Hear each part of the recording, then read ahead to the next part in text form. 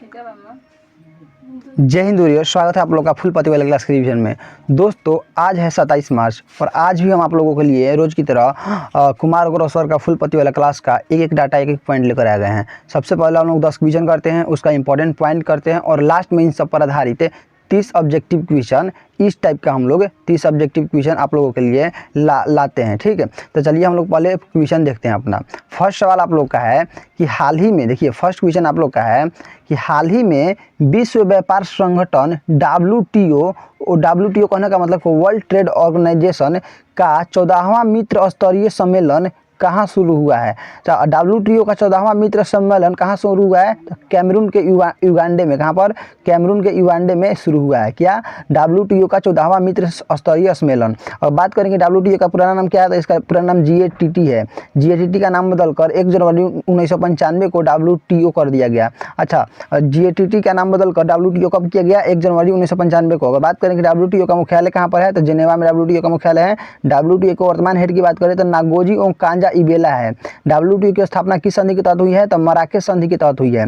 WTO का आयोजन WTO में मंत्री स्तरीय सम्मेलन का कितने सालों में होता है? तो 2 सालों में एक बार होता है। WTO का पहला मंत्री स्तरीय सम्मेलन 1996 ईस्वी में हुआ। पूछेगा कि WTO का पहला मंत्री स्तरीय सम्मेलन कब हुआ? 1996 में। कहाँ पर हुआ? सिंगापुर में। क्वेश्चन पूछेगा कि WTO का 14वां मित्र स्तरीय सम्मेलन का आयोजन कब से कब तक होगा? तो 26 से 29 मार्च तक होगा। अगला पॉइंट की तरफ देखते हैं। आप लोग का अगला पॉइंट है कि WTO के 14वां मित्र स्तरीय सम्मेलन में 166 देश भाग लेंगे। कितने देश? 166 देश भाग लेंगे। WTO के 14वां मित्र स्तरीय सम्मेलन में भारत की ओर से पीयूष गोयल भाग लेंगे। हम लोग जानते हैं कि पीयूष गोयल कौन है? वाणिज्य उद्योग मंत्री पीयूष गोयल जी हैं। चलिए अगला पॉइंट है कि WTO का 13वां मित्र स्तरीय सम्मेलन 2024 में हुआ था। कब, कहाँ हुआ था? अबू धाबी में। अबू धाबी कहाँ है? UAE में। UAE की राजधानी अबू धाबी है और UAE की मुद्रा दिरहम है। अगर बात करें कि G7 2026 का आयोजन कहाँ पर होगा? फ्रांस में होगा। G7 2025 कहाँ हुआ था? कनाडा में हुआ था। और पूछेगा कि G20 2026 कहाँ होगा? अमेरिका में होगा। आज G20 जो था 25 कहाँ पर हुआ था? वो दक्षिण अमेरिका में हुआ था, दक्षिण अफ्रीका में हुआ था। ब्रिक्स 2026 की बात करें तो ब्रिक्स 2026 का आयोजन इंडिया में होगा। चलिए अगला पॉइंट की तरफ चलते हैं। UNGA का 69वां हेड फिलेमांग यंग कैमरून के रहने वाले हैं। अगर बात करें कि UNGA का 69वां हेड कौन है? हेड कौन है? फिल्मांग यंग है। कौन है? फिल्मांग यंग है। कहाँ के रहने वाले हैं? कैमरून के रहने वाले हैं। UNGA का 80वां हेड अर्थात तो वर्तमान हेड कौन है? एना वेला है। कौन है? एना वेला है। कहाँ के रहने वाले हैं? जर्मनी के रहने वाले हैं। चलिए क्वेश्चन नंबर 2 की तरफ चलते हैं। आप लोग का दूसरा सवाल है कि हाल ही में USA की मॉर्निंग कंसल्ट सर्वे के अनुसार 68% अनुमोदन के साथ दुनिया का सबसे लोकप्रिय नेता कौन है? पूछेगा कि मॉर्निंग कंसल्ट सर्वे के अनुसार दुनिया का सबसे लोकप्रिय नेता कौन है? तो नरेंद्र मोदी है। कौन है? नरेंद्र मोदी है। मॉर्निंग कंसल्ट सर्वे के अनुसार नरेंद्र मोदी को 68% लोग पसंद करते हैं और 26% लोग नापसंद करते हैं। मॉर्निंग कंसल्ट सर्वे के अनुसार 2025 में नरेंद्र मोदी को 75% लोग पसंद करते थे। और लेकिन 2025 की बात करें तो 2025 में 75% लोग पसंद करते थे और 2026 में 68% लोग पसंद करते हैं। लेकिन फिर भी ये पूरी दुनिया में लोकप्रिय नेता की सूची में प्रथम स्थान पर है। अगला पॉइंट है कि पूरी दुनिया में दूसरे स्थान पर बात करें सबसे लोकप्रिय नेता कौन है? तो वो दक्षिण कोरिया के राष्ट्रपति हैं। उनका नाम है ली जे म्यूंग। क्या नाम है? ली जे म्यूंग। चलिए अगला पॉइंट की तरफ चलते हैं। दुनिया के लोकप्रिय नेता की सूची में डोनाल्ड ट्रंप टॉप 10 से बाहर है। डोनाल्ड ट्रंप जो है टॉप 10 से बाहर है। मॉर्निंग कंसल्ट के अनुसार डोनाल्ड ट्रंप को 39% लोग पसंद करते हैं।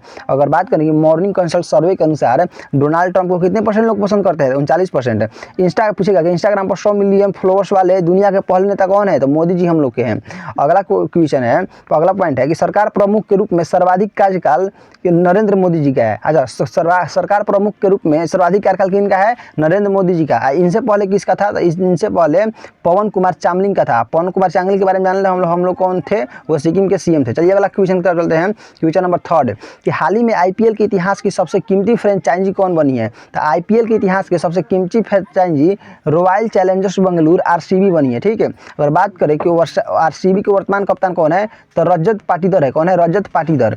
RCB पहले यूनाइटेड स्पिरिट्स लिमिटेड के पास थी। अगर बात करें RCB को पहले कौन खरीदा था? United spirit limited. लेकिन यूनाइटेड स्पिरिट्स लिमिटेड से वर्तमान में RCB को आदित्य बिरला ग्रुप ने खरीद लिया है। किसने खरीदा है? आदित्य बिरला ग्रुप ने। कितना में खरीदा है? 16,706 करोड़ रुपया में। चलिए पूछेगा कि यूनाइटेड स्पिरिट्स लिमिटेड से RCB को किसने खरीदा है? आदित्य आदित्य बिरला ग्रुप ने कितना रुपये में खरीदा है? 16,706 करोड़ रुपया में।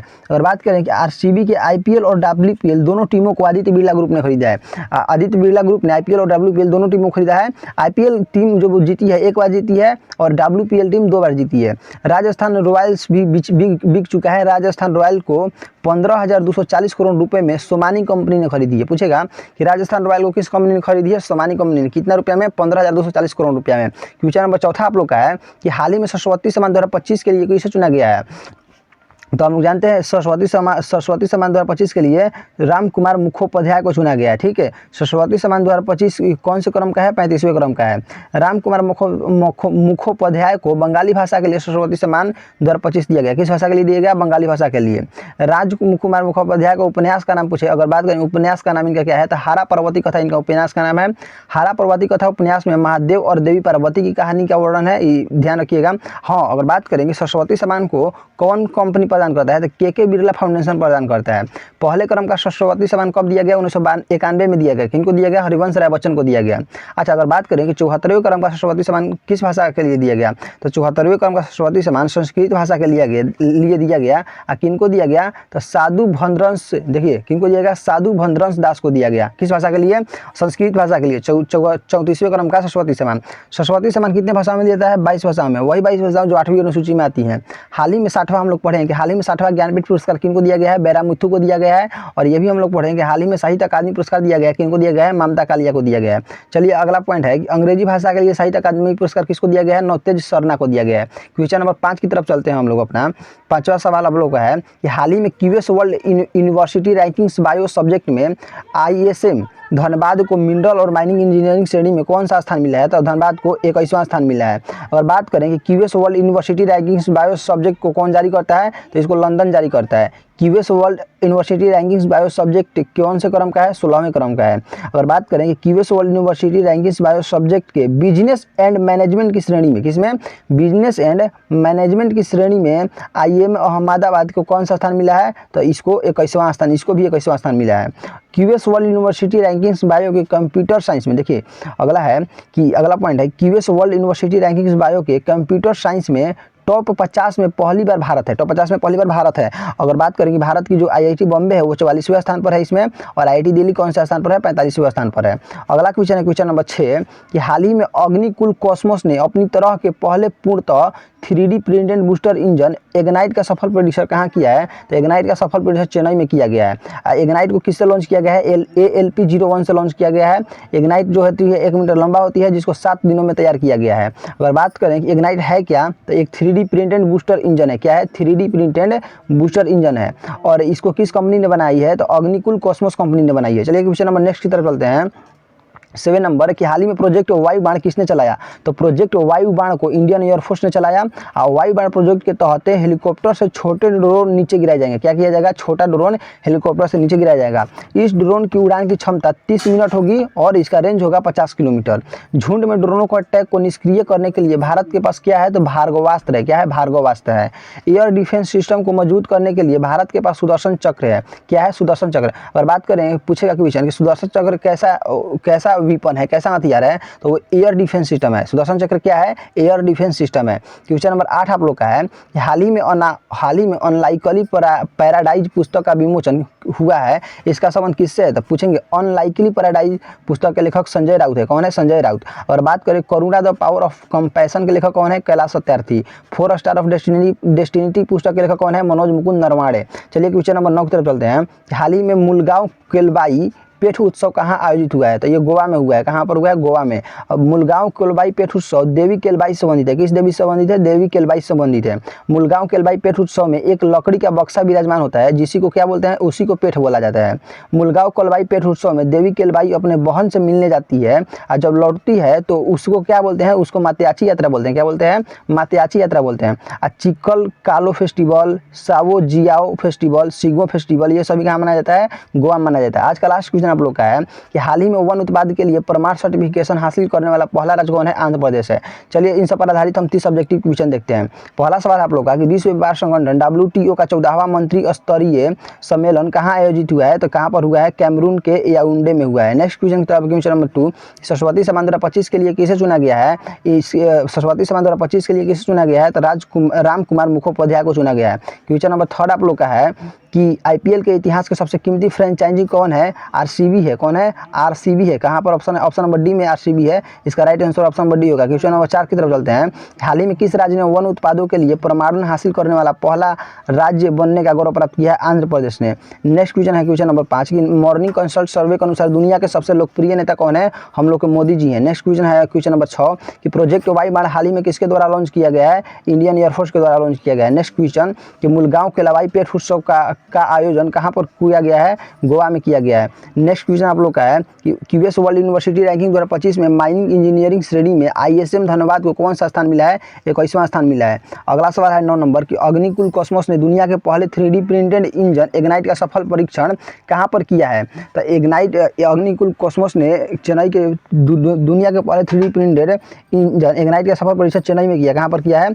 चेन्नई में किया है। इसको ध्यान रखिएगा, ऑप्शन आप लोग को नहीं दिख रहा है लेकिन इसका आंसर होगा चेन्नई। ठीक है, चलिए अगला क्वेश्चन की तरफ चलते हैं। क्वेश्चन नंबर नेक्स्ट, अगला सवाल आप लोग का क्वेश्चन नंबर 10 के अनलाइकली पैराडाइज पुस्तक के लेखक कौन है? तो इसके पुस्तक के लेखक है संजय राउत। कौन है? संजय राउत है। अगला का क्वेश्चन है क्वेश्चन नंबर 11 कि WTO की स्थापना किस संधि के तहत हुई थी? तो WTO की स्थापना मराकेश की संधि के तहत होती है। अगला क्वेश्चन है 12 नंबर क्वेश्चन आप लोगों का कि इंस्टाग्राम पर 100 मिलियन फॉलोवर्स वाले दुनिया के पहले सरकारी नेता कौन है? नरेंद्र मोदी हैं। नेक्स्ट क्वेश्चन आप लोग का है राम कुमार मुखोपाध्याय को उनके किस उपन्यास के लिए सरस्वती सम्मान दिया गया? हारा पर्वती कथा के लिए। चलिए नेक्स्ट क्वेश्चन है हाल ही में 60वां ज्ञानपीठ पुरस्कार किसे प्रदान किया गया है? वेरा मिथु को। नेक्स्ट क्वेश्चन आप लोग का क्वेश्चन नंबर 15 WTO का मुख्यालय कहाँ पर है? जिनेवा में है। नेक्स्ट क्वेश्चन है क्वेश्चन नंबर 16 आप लोग का कि चिकाल कालो और सिग्मो फेस्टिवल किस राज्य में मनाया जाता है? गोवा में। अगला सवाल है आप लोग का IPL टीम RCB को हाल ही में किस ग्रुप ने 16,706 करोड़ रुपये में खरीदा है? तो आदित्य बिरला ग्रुप ने खरीदा है।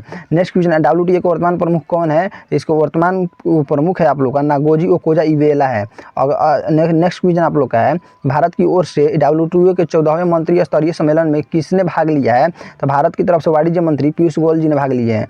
अगला सवाल UNGA के 80वें अध्यक्ष कौन है? तो ये एनाबेला है जो कि जर्मनी के रहने वाले हैं। नेक्स्ट क्वेश्चन है 4 स्टार ऑफ डेस्टिनी किसकी आत्मकथा है? मनोज मुकुंद नरवाणे की आत्मकथा है। अगला सवाल है कि प्रोजेक्ट वायुबाण के तहत ड्रोन की उड़ने की क्षमता और रेंज कितनी होती है? तो क्षमता होती है इसकी 30 मीटर और रेंज होती है 50 किलोमीटर। नेक्स्ट क्वेश्चन है आप लोग का क्वेश्चन नंबर 23 की सरकार प्रमुख रूप से सर्वाधिक कार्यकाल का रिकॉर्ड हाल ही में किसने बनाया है? मोदी जी ने बनाया है। किसको पीछे छोड़े हैं? पवन चामलिंग को।